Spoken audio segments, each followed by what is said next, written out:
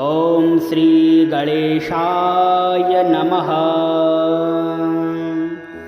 रत्नैः कल्पितमासनं हिमजलेः स्नानं च देव्यावरं नानारत्नविभूषितं मृगमदा मोदाकितं चन्दनं जाति चम्पकबिल्वपत्ररचितं पुष्पं च धूपं तथा दीपं देवदयानिधे पशुपते रत्कल्पितं गृह्यताम्। सौवर्णे नवरत्नखण्डरचिते पात्रे घृतं पायसं भक्ष्यं पञ्चविधं पयोदधियुतं रम्भाफलं पानकम् शाकानामयुतं जलं रुचिकरं कर्पूरखण्डोज्ज्वलं ताम्बूलं मनसा मया विरचितं भक्त्या प्रभो स्वीकुरु। छत्रं चामर्योर्युगं व्यजनकं चादर्शकं निर्मलं वीणाभिर्मृदङ्गकाहलकला गीतं च नृत्यं तथा साष्टाङ्गं प्रणतिः स्तुतिर्बहुविधा हो तत्समस्तं मया सङ्कल्पेन समर्पितं तव विभो पूजां गृहाण प्रभो। आत्मा त्वं गिरिजामतिः सहचराः प्राणाः शरीरं गृहं पूजा ते विषयोपभोगरचना निद्रा समाधिस्थितिः सञ्चारः पदयोः पदक्षणविधिः स्तोत्राणि सर्वा गिरो यद्यत् कर्म करोमि तत्तदखिलं शम्भो तवाराधनम्। करचरणकृतं वा कायजं कर्मजं वा श्रवणनयनजं वा मानसं वा पराधं विहितमविहितं वा सर्वमेतत्समक्ष्व। जय जय करुणाब्धे श्रीमहादेव शम्भो। रत्नैः कल्पितमासनं हिमजलेः स्नानं च देव्यावरं नानारत्नविभूषितं मृगमदा मोदाकितं चन्दनं जाति चम्पकबिल्वपत्ररचितं पुष्पं च धूपं तथा दीपं देवदयानिधे पशुपते रत्कल्पितं गृह्यताम्। सौवर्णे नवरत्नखण्डरचिते पात्रे घृतं पायसं भक्ष्यं पञ्चविधं पयोदधियुतं रम्भाफलं पानकं शाकानामयुतं जलं रुचिकरं कर्पूरखण्डोज्ज्वलं ताम्बूलं मनसा मया विरचितं भक्त्या प्रभो स्वीकुरु। छत्रं चामर्योर्युगं व्यजनकं चादर्शकं निर्मलं वीणाभिर्मृदङ्गकाहलकला गीतं च नृत्यं तथा साष्टाङ्गं प्रणतिः स्तुतिर्बहुविधा हो तत्समस्तं मया सङ्कल्पेन समर्पितं तव विभो पूजां गृहाण प्रभो। आत्मा त्वं गिरिजामतिः सहचराः प्राणाः शरीरं गृहं पूजा ते विषयोपभोगरचना निद्रा समाधिस्थितिः सञ्चारः पदयोः पदक्षणविधिः स्तोत्राणि सर्वा गिरो यद्यत् कर्म करोमि तत्तदखिलं शम्भो तवाराधनम्। करचरणकृतं वा कायजं कर्मजं वा श्रवणनयनजं वा मानसं वा पराधं विहितमविहितं वा सर्वमेतत्समक्ष्व। जय जय करुणाब्धे श्रीमहादेव शम्भो। रत्नैः कल्पितमासनं हिमजलेः स्नानं च देव्यावरं नानारत्नविभूषितं मृगमदा मोदाकितं चन्दनं जातिचम्पकबिल्वपत्ररचितं पुष्पं च धूपं तथा दीपं देवदयानिधे पशुपते रत्कल्पितं गृह्यताम्। सौवर्णेन नवरत्नखण्डरचिते पात्रे घृतं पायसं भक्ष्यं पञ्चविधं पयोदधियुतं रम्भाफलं पानकं शाकानामयुतं जलं रुचिकरं कर्पूरखण्डोज्ज्वलं ताम्बूलं मनसा मया विरचितं भक्त्या प्रभो स्वीकुरु। छत्रं चामर्योर्युगं व्यजनकं चादर्शकं निर्मलं वीणाभिर्मृदङ्गकाहलकला गीतं च नृत्यं तथा साष्टाङ्गं प्रणतिः स्तुतिर्बहुविधा हो तत्समस्तं मया संकल्पेन समर्पितं तव विभो पूजां गृहाण प्रभो। आत्मा त्वं गिरिजामतिः सहचराः प्राणाः शरीरं गृहं पूजा ते विषयोपभोगरचना निद्रा समाधिस्थितिः सञ्चारः पदयोः पदक्षणविधिः स्तोत्राणि सर्वा गिरो यद्यत् कर्म करोमि तत्तदखिलं शम्भो तवाराधनं। करचरणकृतं वा कायजं कर्मजं वा श्रवणनयनजं वा मानसं वा पराधं विहितमविहितं वा सर्वमेतत्समक्ष्व।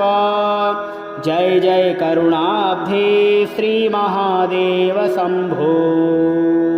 रत्नैः कल्पितमासनं हिमजलेः स्नानं च देव्यावरं नानारत्नविभूषितं मृगमदा मोदाकितं चन्दनं जातिचम्पकबिल्वपत्ररचितं पुष्पं च धूपं तथा दीपं देवदयानिधे पशुपते रत्कल्पितं गृह्यताम्।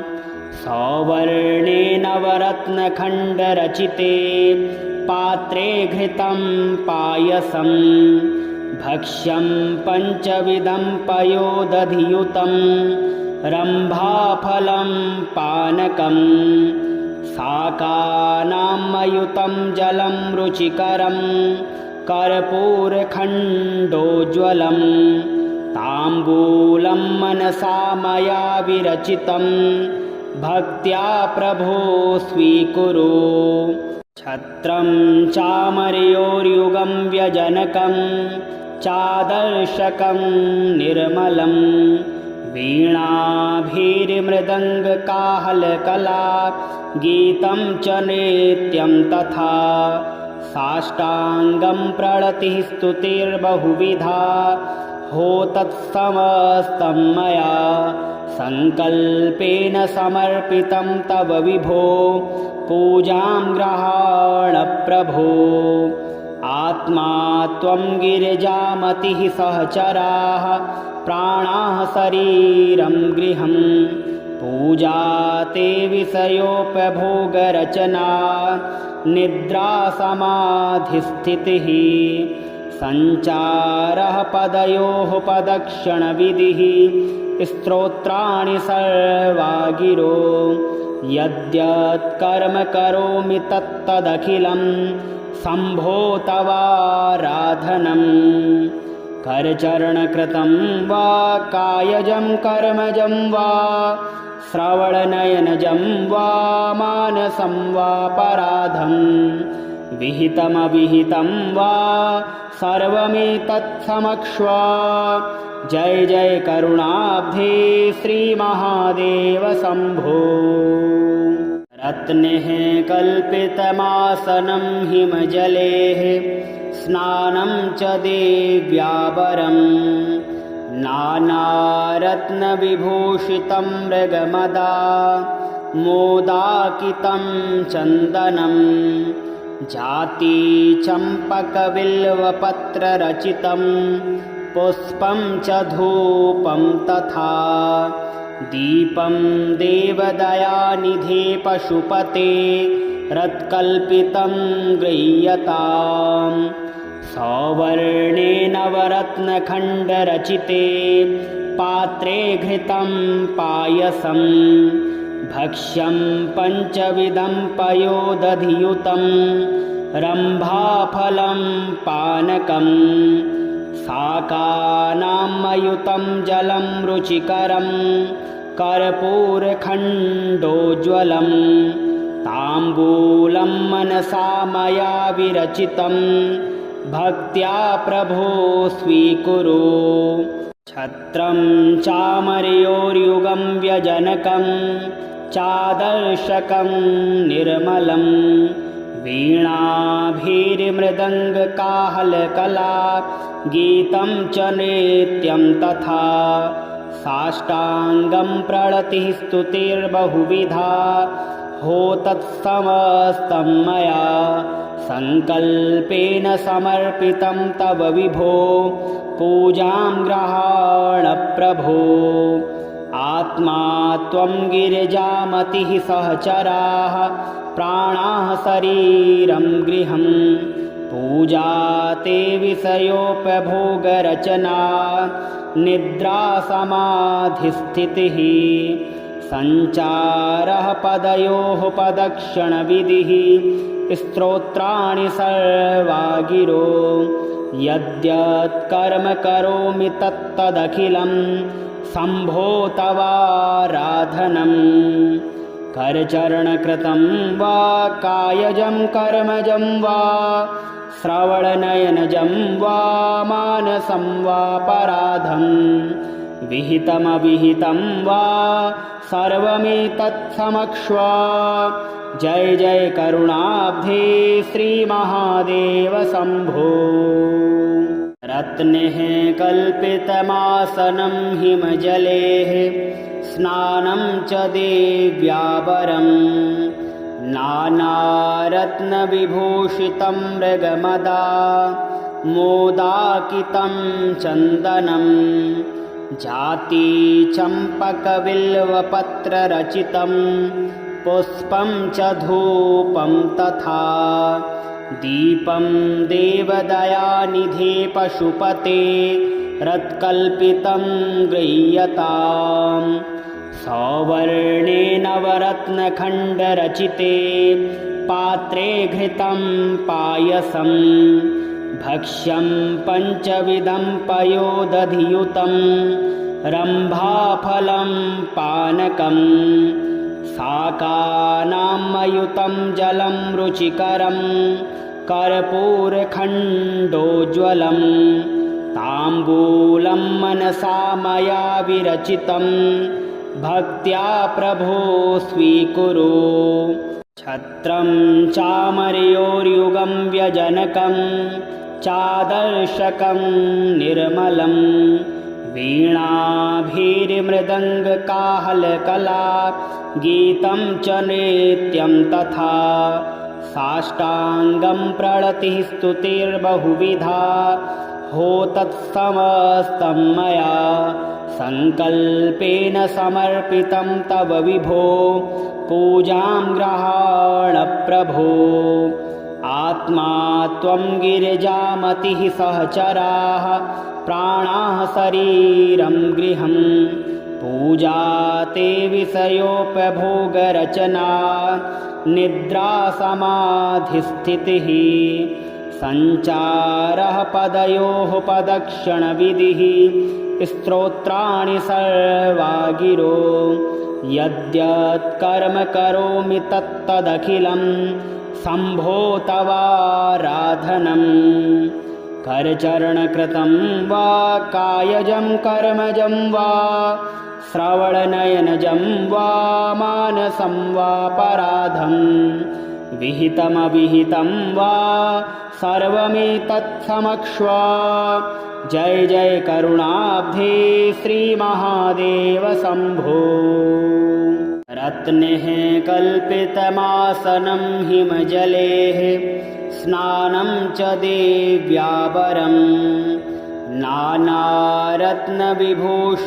मृगमदा मोदाकितं चन्दनं जाति चम्पकबिल्वपत्ररचितं पुष्पं च धूपं तथा दीपं देवदयानिधे पशुपते रत्कल्पितं गृह्यताम् सौवर्णे नवरत्नखण्डरचिते पात्रे घृतं पायसं भक्ष्यं पञ्चविधं पयोदधियुतं रम्भाफलं पानकं शाकानामयुतं जलं रुचिकरं कर्पूरखण्डोज्ज्वलं ताम्बूलं मनसा मया विरचितं भक्त्या प्रभो स्वीकुरु छत्रं चामर्योर्युगं व्यजनकं चादर्शकं निर्मलं वीणाभिर्मृदङ्गकाहलकला गीतं च नृत्यं तथा साष्टाङ्गं प्रणतिः स्तुतिर्बहुविधा हो तत्समस्तं मया संकल्पेन समर्पितं तव विभो पूजां गृहाण प्रभो आत्मा त्वं गिरिजामतिः सहचराः प्राणाः शरीरं गृहं पूजा ते विषयोपभोगरचना निद्रा समाधिस्थितिः सञ्चारः पदयोः पदक्षणविधिः स्तोत्राणि सर्वा गिरो यद्यत् कर्म करोमि तत्तदखिलं शम्भो तवाराधनम् करचरणकृतं वा कायजं कर्मजं वा श्रवणनयनजं वा मानसं वा पराधं विहितमविहितं वा सर्वमेतत्समक्ष्वा जय जय करुणाब्धे श्रीमहादेव शम्भो रत्नैः कल्पितमासनं हिमजलेः स्नानं च देव्यावरं नानारत्नविभूषितं मृगमदा मोदाकितं चन्दनं जाति चम्पकबिल्वपत्ररचितं पुष्पं च धूपं तथा दीपं देवदयानिधे पशुपते रत्कल्पितं गृह्यताम् सौवर्णे नवरत्नखण्डरचिते पात्रे घृतं पायसं भक्ष्यं पञ्चविधं पयोदधियुतं रम्भाफलं पानकं शाकानामयुतं जलं रुचिकरं कर्पूरखण्डोज्ज्वलं ताम्बूलं मनसा मया विरचितं भक्त्या प्रभो स्वीकुरु छत्रं चामर्योर्युगं व्यजनकं चादर्शकं निर्मलं वीणाभिर्मृदङ्गकाहलकला गीतं च नृत्यं तथा साष्टाङ्गं प्रणतिः स्तुतिर्बहुविधा हो तत्समस्तं मया सङ्कल्पेन समर्पितं तव विभो पूजां गृहाण प्रभो। आत्मा त्वं गिरिजामतिः सहचराः प्राणाः शरीरं गृहं पूजा ते विषयोपभोगरचना निद्रा समाधिस्थितिः सञ्चारः पदयोः पदक्षणविधिः स्तोत्राणि सर्वा गिरो यद्यत् कर्म करोमि तत्तदखिलं शम्भो तवाराधनम्।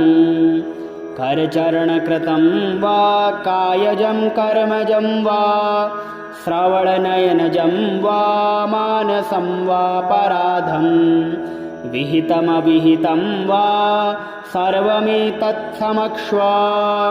जय जय करुणाब्धे श्रीमहादेव शम्भो। रत्नैः कल्पितमासनं हिमजलेः स्नानं च देव्यावरं नानारत्नविभूषितं मृगमदा मोदाकितं चन्दनं जाति चम्पकबिल्वपत्ररचितं पुष्पं च धूपं तथा दीपं देवदयानिधे पशुपते रत्कल्पितं गृह्यताम्। सौवर्णेन नवरत्नखण्डरचिते पात्रे घृतं पायसं भक्ष्यं पञ्चविधं पयोदधियुतं रम्भाफलं पानकं शाकानामयुतं जलं रुचिकरं कर्पूरखण्डोज्ज्वलं ताम्बूलं मनसा मया विरचितं भक्त्या प्रभो स्वीकुरु।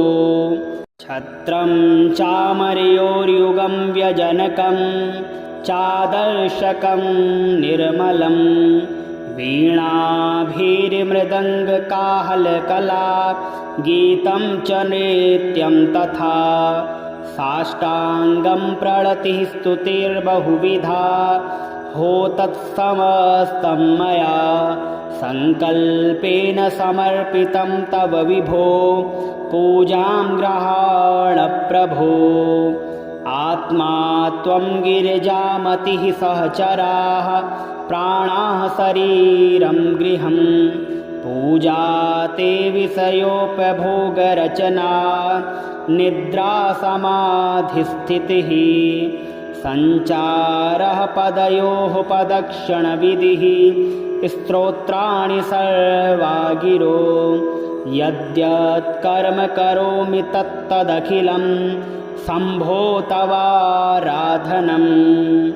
करचरणकृतं वा कायजं कर्मजं वा श्रवणनयनजं वा मानसं वा पराधं विहितमविहितं वा सर्वमेतत्समक्ष्व।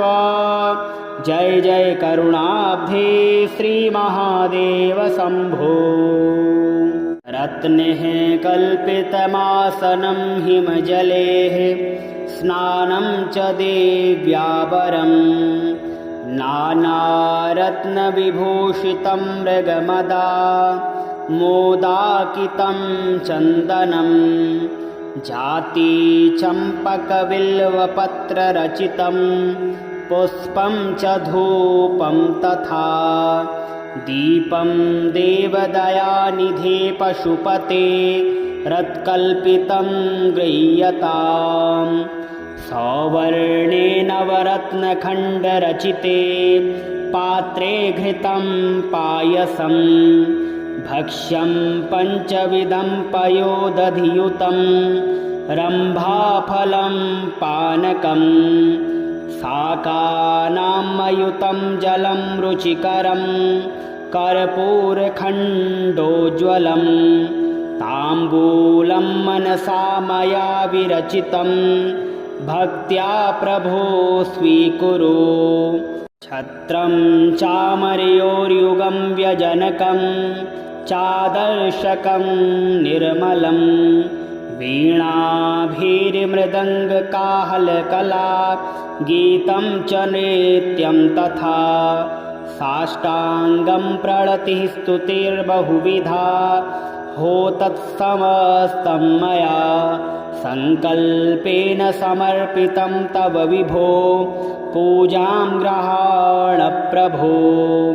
आत्मा त्वं गिरिजामतिः सहचराः प्राणाः शरीरं गृहं पूजा ते विषयोपभोगरचना निद्रा समाधिस्थितिः संचारः पदयोः पदक्षणविधिः स्तोत्राणि सर्वा गिरो यद्यत् कर्म करोमि तत्तदखिलं शम्भो तवाराधनं करचरणकृतं वा कायजं कर्मजं वा श्रवणनयनजं वा मानसं वा पराधं विहितमविहितं वा सर्वमेतत्समक्ष्वा जय जय करुणाब्धे श्रीमहादेव शम्भो।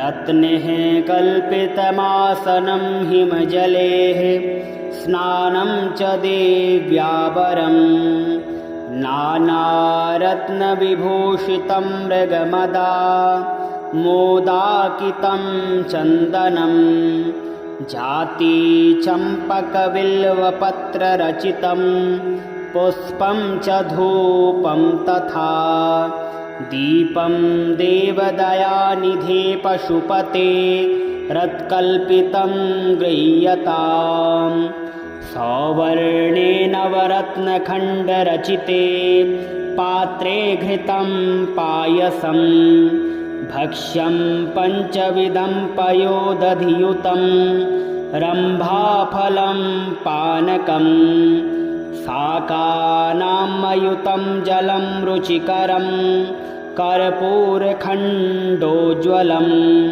ताम्बूलं मनसा मया विरचितं भक्त्या प्रभो स्वीकुरु। छत्रं चामर्योर्युगं व्यजनकं चादर्शकं निर्मलं वीणाभिर्मृदङ्गकाहलकला गीतं च नृत्यं तथा साष्टाङ्गं प्रणतिः स्तुतिर्बहुविधा हो तत्समस्तं मया संकल्पेन समर्पितं तव विभो पूजां गृहाण प्रभो। आत्मा त्वं गिरिजामतिः सहचराः प्राणाः शरीरं गृहं पूजा ते विषयोपभोगरचना निद्रा समाधिस्थितिः संचारः पदयोः पदक्षणविधिः स्तोत्राणि सर्वा गिरो यद्यत् कर्म करोमि तत्तदखिलं शम्भो तवाराधनं करचरणकृतं वा कायजं कर्मजं वा श्रवणनयनजं वा मानसं वा पराधं विहितमविहितं वा सर्वमेतत्समक्ष्वा जय जय करुणाब्धे श्रीमहादेव शम्भो।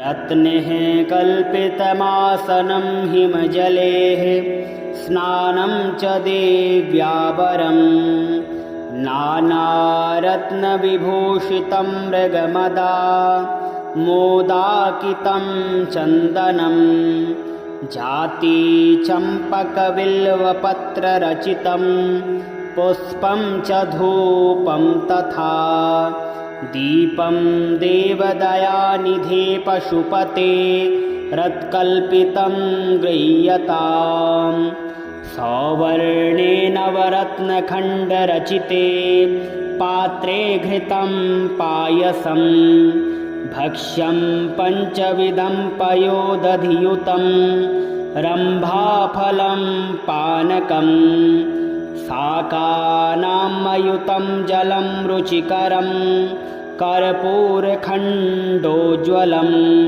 ताम्बूलं मनसा मया विरचितं भक्त्या प्रभो स्वीकुरु।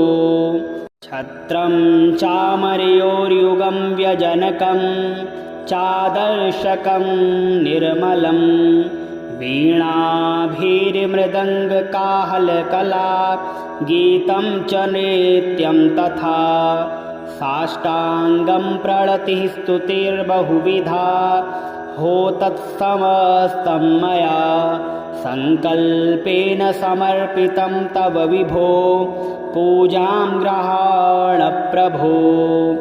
आत्मा त्वं गिरिजामतिः सहचराः प्राणाः शरीरं गृहं पूजा ते विषयोपभोगरचना निद्रा समाधिस्थितिः सञ्चारः पदयोः पदक्षणविधिः स्तोत्राणि सर्वा गिरो यद्यत् कर्म करोमि तत्तदखिलं शम्भो तवाराधनं।